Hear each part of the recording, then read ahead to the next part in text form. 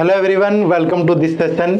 आज के इस सेशन में हम डिस्कस करेंगे कि यूपीएससी, ईपीएफओ, एपीएफसी और ईओएओ बोथ एग्जाम्स में पूछे जाने वाला एक स्पेशल कंपोनेंट क्वांटिटेटिव एप्टीट्यूड और जनरल मेंटल एबिलिटी में पूछे जाने वाले क्वेश्चंस का लेवल क्या होता है। साथ में हम इस लेवल को कंपेयर करेंगे कि अगर इससे पहले आपने यूपीएससी की प्रिपरेशन की है, एसएससी, बैंकिंग या रेगुलेटरी बॉडी एग्जाम्स की प्रिपरेशन की है, तो इस पर्टिकुलर सेक्शन के लिए आपको उन एग्जाम्स में जो चीजें आपने पढ़ी थी उससे डिफरेंट क्या होगा, या कौन सी ऐसी चीजें होंगी जो आपको उन एग्जाम्स के अंदर देखने को मिली बट यहां पे आपको स्किप करनी है। तो एक कंप्लीट कंपैरिजन होगा, डिफरेंट पॉइंट पे चर्चा करेंगे। वीडियो के एंड तक बने रहिएगा, बहुत बेनिफिट आपको इस वीडियो से होने वाला है। चलिए तो शुरुआत करते हैं। सबसे पहले तो quant and general mental ability, इस पूरे सेक्शन का जो नाम है quantitative aptitude and general mental ability है। दोनों में डिफरेंस क्या है, या दोनों एक ही सेक्शन है? तो क्वांटिटेटिव एप्टीट्यूड में आपका क्वांट वाला पूरा पोर्शन, जैसे कि अर्थमेटिक जो आप बोलते हैं वो वाला, और जनरल मेंटल एबिलिटी में कुछ जो पोर्शन रहता है वो रीजनिंग का रहता है। ठीक है, तो इस पोर्शन से कितने क्वेश्चन पहले पूछे गए हैं एग्जाम में, या आगे पूछे जा सकते हैं, या कौन से टॉपिक इसमें आपको प्रिपेयर करने चाहिए, वो सारी इंफॉर्मेशन मैं आपको वन बाय वन प्रोवाइड करूंगा। तो वीडियो के एंड तक बने रहना है आपको निसंदेह। ठीक है, चलिए शुरुआत करते हैं। सबसे पहला पॉइंट जो हमें डिस्कस करना है वो इंपॉर्टेंस ऑफ द कंपोनेंट, कि इस कंपोनेंट की इंपॉर्टेंस क्या है। ठीक है, पहली तो अगर मार्क्स पॉइंट ऑफ व्यू से देखें, क्वेश्चन पॉइंट ऑफ व्यू से देखें, तो यहां पे दो पार्ट में अगर मैं डिवाइड करूं, ईओएओ और एपीएफसी। ठीक है, एक पार्ट आपका, एक पेपर ईओएओ और एक पेपर आपका एपीएफसी का। तो एपीएफसी में यहां से इस पार्ट से 20 to 22 क्वेश्चन पूछे गए हैं अभी तक, अगर प्रीवियस पेपर को एनालाइज करें। ईओएओ में आपके 15 क्वेश्चन पूछे गए हैं। तो पहली चीज तो ये कि एग्जाम पॉइंट ऑफ व्यू से ये आपके लिए बहुत इंपॉर्टेंट है, क्योंकि अगर टोटल 120 क्वेश्चन है और इसी पार्ट से अगर 20 to 25 क्वेश्चन पूछ रहा है, तो ये आपके लिए किसी अपॉर्चुनिटी से कम नहीं होना चाहिए। ठीक है, दूसरा, अब इंपॉर्टेंस अगर अदर वे में देखें कि क्या अगर हमने सीसेट की प्रिपरेशन की है पहले, या एसएससी बैंकिंग एग्जाम्स की प्रिपरेशन की है, उसके साथ इसका लेवल या नंबर ऑफ क्वेश्चंस किस तरीके से रहते हैं।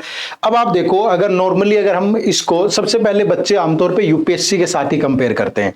यूपीएससी सीसेट का जो पेपर होता है वो एक क्वालिफाइंग नेचर का पेपर होता है, यानी आपको सिर्फ 33% मार्क्स लेने हैं, और चाहे वो क्वांट में आए, रीजनिंग में आए, या इंग्लिश के कॉम्प्रिहेंशन में आए, उससे कोई फर्क नहीं पड़ता।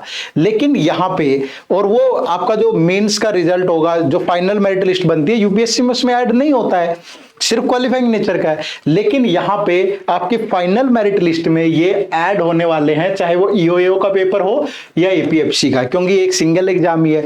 तो ये चीज ध्यान रखिएगा, यहां पे ये क्वालिफाइंग नहीं है, ये मार्क्स आपके लिए एक वैल्यू एडिशन का काम करेंगे आपके स्कोर में। तो ये इंपॉर्टेंट है आपके लिए, ध्यान रखिएगा।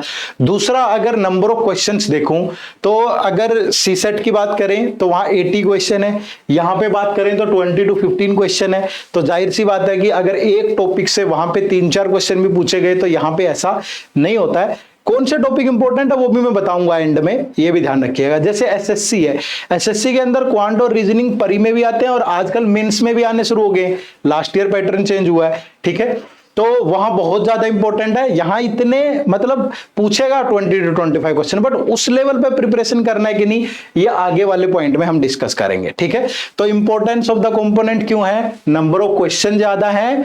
एज अगर टोटल क्वेश्चन देखें 120 में से 20 क्वेश्चन बहुत होते हैं, 15 क्वेश्चन बहुत होते हैं।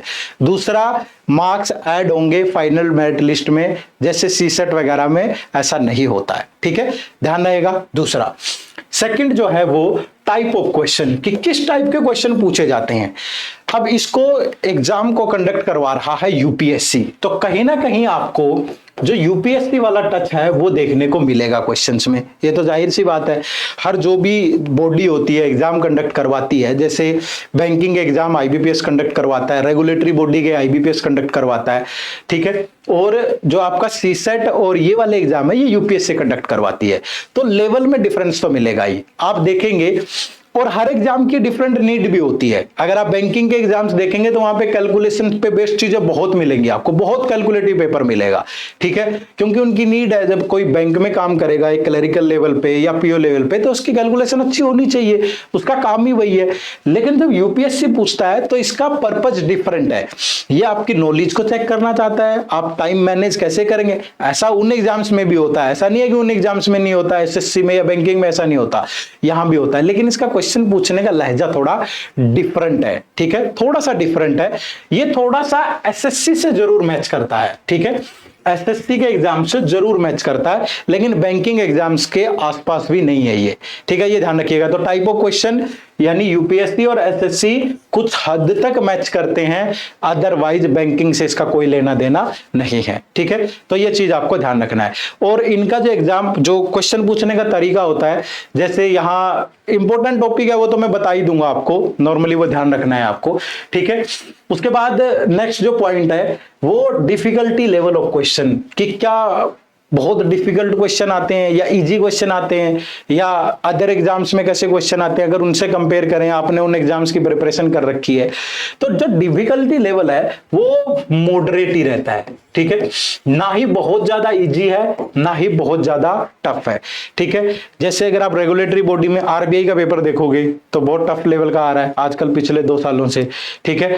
अगर आप सीसेट भी देखोगे तो सीसेट का लेवल भी बहुत बढ़ता जा रहा है, ठीक है, सीसेट का लेवल बहुत बढ़ रहा है धीरे धीरे धीरे। आप 5 साल पहले का सीसेट उठाइए और पिछले 1-2 सालों से जो सीसेट के क्वेश्चन आ रहा है उनको उठाइए, तो उनके कंपैरिजन में, अगर सीसेट के कंपैरिजन में भी देखें डिफिकल्टी लेवल तो भी इजी है, ठीक है। अगर सीसेट थोड़ा डिफिकल्ट है तो ये मॉडरेट है, अगर सीसेट आपको मॉडरेट लग रहा है तो ये इजी हो जाएगा, समझ रहे हो। तो सीसेट के कंपैरिजन में थोड़ा सा हल्का लेवल है, लेवल ऑफ क्वेश्चन, ठीक है।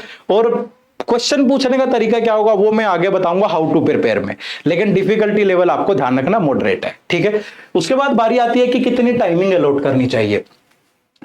अब टाइमिंग अगर आप देखोगे तो ज्यादा टॉपिक हैं, जाहिर सी बात है कि बहुत ज्यादा टॉपिक्स है, ठीक है, और किसी भी कोई भी पेपर उठा लो, चाहे एपीएफसी का उठा लो चाहे ईओएओ का उठा लो, कोई ऐसा टॉपिक भी नहीं मिलेगा जहां से आपसे क्वेश्चन ना पूछा गया हो। लेकिन कुछ एक टॉपिक है जिनकी वेटेज ज्यादा होती है, जैसे बैंकिंग एग्जाम्स में परसेंटेज रेशियो इन टॉपिक्स की वेटेज ज्यादा होती है, कैलकुलेटिव पार्ट ज्यादा आता है, डीआई आता है, ठीक है। अगर यूपीएससी की बात करूं तो यूपीएससी में नॉर्मली चलता है मिसलेनियस, जैसा यहाँ है, यानी ये सीसेट से मैच करेगा काफी हद तक, ठीक है। एपीएफसी का पेपर हुआ भी 7-8 साल पहले था, तो लेवल भी जाहिर सी बात है कि पिछले पेपर के उसमें बढ़ेगा, ठीक है। तो हमें किसको कंपेयर करके प्रिपरेशन करनी चाहिए, अगर मैं एक ओवरऑल वो आइडिया निकालूं तो पहली बात तो हमें सीसेट को के कंपैरिजन में इसकी प्रिपरेशन करनी चाहिए, ठीक है। लेकिन कुछ चीजें ध्यान रखना, जैसे सीसेट के अंदर इंग्लिश लैंग्वेज में सिर्फ कॉम्प्रिहेंशन आते हैं, बट यहाँ ऐसा नहीं है, ठीक है, यहाँ कॉम्प्रिहेंशन नहीं है, ग्रामेटिकल बेस और वोकैब बेस क्वेश्चन बहुत आते हैं, ठीक है। तो उस पेपर को ध्यान में रख के करना चाहिए।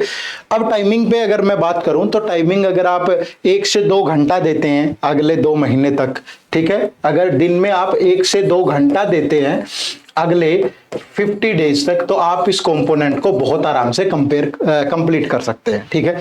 मतलब धीरे धीरे करके बेसिक से, और इंपॉर्टेंट है, ठीक है। तो ये टाइमिंग ध्यान रखिएगा। अगर आप टाइमिंग भी 2 तरीके से, एक तो प्रिपेयर करते हुए एक एग्जाम में कितना टाइम लगना चाहिए। अगर 20 क्वेश्चन है यहाँ पे 20 to 20 क्वेश्चन, तो आप प्रिपेयर इस तरीके से करिए कि आपको एक क्वेश्चन को सोल्व करने में सिर्फ 1 मिनट ही लगे, ठीक है। कितने मिनट लगे? 1 मिनट, एक क्वेश्चन के लिए 1 मिनट लगे। अच्छा, एग्जाम में कुछ क्वेश्चन ऐसे भी होंगे जो इजी होंगे तो उनमें 1 मिनट से कम लग जाएगा, कुछ ऐसे होंगे जो थोड़े टफ होंगे तो 1 मिनट से ज्यादा लग जाएगा, लेकिन एवरेज जो है वो 1 मिनट ही लगनी चाहिए। इस लेवल से प्रिपेयर करना है, ठीक है। तो ये 3-4 पॉइंट हैं जो हमें डिस्कस करने थे। पहली चीज तो इंपॉर्टेंट है, क्यों है? क्योंकि फाइनल मेरिट लिस्ट में ऐड होगा, नंबर ऑफ क्वेश्चन भी अच्छे खासे हैं, 120 में से 15 और 25 क्वेश्चन बहुत होते हैं। किस टाइप के क्वेश्चन है? लेवल बैंकिंग एग्जाम से बिल्कुल मैच नहीं करता है, लेकिन यूपीएससी, सीसेट और एसएससी से कहीं ना कहीं मेल खाता है, कहीं ना कहीं ओवरलैप है 50% के आसपास, ठीक है। जैसे एसएससी में कोऑर्डिनेट ज्योमेट्री पूछेगा, अलजेब्रा पूछेगा, ठीक है, ट्रिग्नोमेट्री पूछेगा, या दूसरे चीजों से ज्यादा सवाल हो सकते हैं, बट यहाँ ऐसा नहीं होगा, ठीक है। यहाँ क्या लेवल होगा उस पर भी बात करेंगे। फिर डिफिकल्टी लेवल क्या रहता है? मॉडरेट रहता है। सीसेट से थोड़ा सा नीचे ही, प्रीवियस प्रीवियस ईयर पेपर को एनालाइज करके, या सीसेट के लेवल पे ही आपको प्रिपेयर करना है। टाइमिंग कितना अलॉट करनी है, 1 से 2 घंटा अगर आप डेली प्रिपेयर करेंगे तो 50 दिन में आप मैक्सिमम इसको बहुत अच्छे से कवर कर लेंगे। ठीक है, चलिए अब हाउ टू प्रिपेयर, कि इसको प्रिपेयर किस तरीके से करना है, क्या ध्यान में रखना चाहिए, किस तरीके से आपको फोकस करना, कौन से इंपॉर्टेंट टॉपिक है। तो जब भी पहली चीज तो ध्यान रखो, जब भी आप इसको प्रिपेयर करो, स्टार्ट फ्रॉम द बेसिक। ठीक है, स्टार्ट फ्रॉम द बेसिक्स। तो आपको हमेशा बेसिक से स्टार्ट करना है। कभी भी आपको, जैसे क्या होता है कि जो एसएससी की प्रिपरेशन करता है, 1 बाय 1 सबसे कंपेयर कर रहा हूं मैं, जो एसएससी की प्रिपरेशन करता है आमतौर पर वो ऐसी बुक्स को फॉलो करता है जहां पे टाइप ऑफ क्वेश्चन ज्यादा दे रखे हो। जैसे एक टॉपिक है प्रॉफिट एंड लॉस, तो उस पर 50 टाइप के क्वेश्चन होंगे, वो उसके लिए इंपॉर्टेंट है बच्चे। क्यों? क्योंकि उसके प्री में भी आएगा, उसके मेंस में भी आएगा। हो सकता है प्रॉफिट एंड लॉस से उसके एग्जाम में 10 क्वेश्चन आते हो, लेकिन आपके एग्जाम में तो हो सकता है कि उस टॉपिक से क्वेश्चन ही ना पूछा जाए या एक क्वेश्चन पूछा जाए। तो इस चीज को ध्यान रखिए, बहुत नंबर ऑफ टाइप्स पे नहीं जाना है, बेसिक से स्टार्ट करना है और कंसेप्ट आपके क्लियर होने चाहिए सिर्फ। ठीक है, बेसिक जो कंसेप्ट है वो क्लियर होने जरूरी है। अगर वो क्लियर नहीं होगे फिर आप क्वेश्चन नहीं बना पाओगे। अंडरस्टैंडिंग ऑफ द कंसेप्ट बहुत जरूरी है, प्रैक्टिस तो है ही है, लेकिन बेसिक कंसेप्ट क्लियर। बहुत ज्यादा डिफिकल्ट ये नहीं है कि अगर इंटरेस्ट का क्वेश्चन पढ़ रहा हूं तो उसमें इंस्टॉलमेंट पढ़ लूं, ये पढ़ लूं, नहीं, आपको बेसिक चीजें क्लियर होनी जरूरी है। इतना टफ क्वेश्चन यहां नहीं आ रहा। ठीक है, तीसरी चीज आपको, अब बहुत सारे बच्चे कहते हैं कि सर इंपॉर्टेंट टॉपिक बता दो। ठीक है, कि इंपॉर्टेंट टॉपिक कौन से होंगे अगर मैं बात करूं यहां पे, और इंपॉर्टेंट टॉपिक में भी 2 हैं, एक क्वांट है और एक जनरल मेंटल एबिलिटी है। दोनों में बताओ डिफरेंट तरीके से। ठीक है, पहली चीज तो ध्यान रखिएगा, क्वांट पे ही आते हैं हम। तो जो बहुत ज्यादा अब जैसे हमारा कोर्स ही है सपोज आपके पास, बहुत बच्चे कहते हैं कि सर कौन सी वीडियो स्किप करूं। ठीक है, कौन सी वीडियो छोड़ दूं, ना पढ़ूं तो काम चल जाएगा। अगर वो नहीं आती होती तो हम आपको कोर्स में प्रोवाइड ही ना करते। तो यहां पे छोड़ने का मतलब नहीं है, लेकिन आप किसको ज्यादा अहमियत दे सकते हो और बाकी टॉपिक्स पे टाइम लगे तो फोकस करिए। तो वो कुछ इंपॉर्टेंट टॉपिक मैं बता देता हूं। जैसे कि आपका पहला टॉपिक है नंबर सिस्टम। ठीक है, अब नंबर सिस्टम से आपसे काफी क्वेश्चन एग्जाम में पूछता है। ठीक है, यानी इसकी वेटेज थोड़ी ज्यादा है, 3, 4, 5 क्वेश्चन भी आ जाते हैं। ठीक है, 2-3 तो पक्का ही मिल जाते हैं, चाहे वो यूए एग्जाम हो चाहे आप जनरल मेंटल एबिलिटी देखेंगे आपको मिल जाएगा। ठीक है, दूसरा अगर आप देखोगे तो मेंसुरेशन से काफी सवाल है, चाहे वो 2D है चाहे वो 3 डायमेंशनल है। जैसे ट्रायंगल है, स्क्वायर है, रेक्टेंगल है, कोन है, सिलेंडर है, स्फेयर है, हेमिस्फेयर है, क्यूब है, क्यूबॉइड है, सर्कल है, उनसे सवाल जरूर आ रहे हैं, तो इनकी वेटेज ज्यादा है, तो ये भी आपको अच्छे से प्रिपेयर कर लेना है। तीसरा जो टॉपिक है अगर इनके बाद देखें तो परमुटेशन और कॉम्बिनेशन और प्रोबेबिलिटी के क्वेश्चन, ये आमतौर पर अगर प्रीवियस ईयर पेपर देखोगे तो एपीएफसी में ज्यादा पूछे गए हैं। ईओएओ में एक आध क्वेश्चन है, लेकिन एक पेपर तो मैंने देखा एपीएफसी में 4-5 क्वेश्चन ही प्रोबेबिलिटी से पूछ रखे हैं। ये मैं किस बेस पे बोल रहा हूं, प्रीवियस ईयर पेपर्स को एनालाइज करने के बाद। ठीक है, इसके बाद ये तो टॉपिक आपको प्रेफरेंस देनी है, अच्छे से प्रिपेयर करने हैं। इसके बाद फिर जितने टॉपिक बच गए वो इंपॉर्टेंट हैं सारे के सारे, चाहे वो टाइम एंड वर्क है, प्रॉफिट एंड लॉस है, इंटरेस्ट है। ठीक है, चाहे वो एजिज का कंसेप्ट है, चाहे वो एवरेज टॉपिक है, वो सारे इंपॉर्टेंट है। लेकिन उनमें कभी किसी टॉपिक से एक क्वेश्चन आ गया, किसी से 2 आ गए, 1-2 वैसे पूछ लेता है। तो ये आपको इसी तरीके से प्रिपेयर करने हैं। ठीक है, बात समझ में आई। उसके बाद अब जनरल मेंटल एबिलिटी की बात आती है, तो क्या पूरी कंप्लीट रीजनिंग पढ़नी है sir, inequality, seating arrangement, puzzle, ये वो। देखो पहली बात तो ईओएओ एग्जाम में तो कभी कभार एक आध क्वेश्चन जनरल मेंटल एबिलिटी यानी रीजनिंग से पूछा गया, एक आध कभी, और एपीएफसी में भी 1-2 कभी पूछा गया है, लेकिन काफी टाइम हो गया एग्जाम को। ईओए तो चलो 2021 में हुआ था, 22 में, लेकिन एपीएफसी तो शायद 2015 में हुआ था लास्ट टाइम। तो उसके बाद लेवल कैसा होगा और जनरल मेंटल एबिलिटी के कुछ टॉपिक याद हो जाएं। और मैंने कहा कि ये काफी हद तक सीसेट से मैच करता है, तो वहीं से हमने कुछ टॉपिक निकाले। उन्हीं टॉपिक में सबसे पहले जैसे क्लॉक है, ठीक है, जैसे डाइस है, ठीक है, जैसे कैलेंडर है, ठीक है, जैसे एनालॉजी है, ठीक है, जैसे रैंकिंग से एक आध क्वेश्चन जरूर आता है, जैसे डायरेक्शन सेंस से एक आध क्वेश्चन जरूर आता है, समझ रहे हो। और इसके अलावा अगर आप देखोगे तो सिलोगिज्म से एक आध क्वेश्चन जरूर आता है। तो इस टाइप के टॉपिक, और ये बहुत बड़े टॉपिक नहीं है, आराम से कवर हो सकते हैं, सिंपल सिंपल है, ठीक है। छोटे टॉपिक हैं, बहुत बड़े नहीं है, बहुत बड़े लेवल पे भी नहीं प्रिपेयर करना है, ठीक है। आराम से बेसिक के साथ इनको प्रिपेयर कर सकते हो, ठीक है। तो ये चीज आपको ध्यान में रखनी है, तो इस तरीके से प्रिपेयर करना है।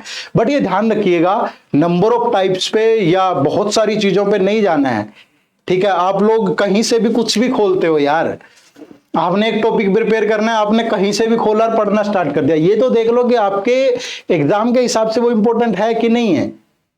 आप कुछ भी पढ़ रहे हो कि सर हमें स्क्वायर रूट का वो बता दो, क्यूब रूट का ये वो आपके लिए इंपॉर्टेंट ही नहीं है बच्चे।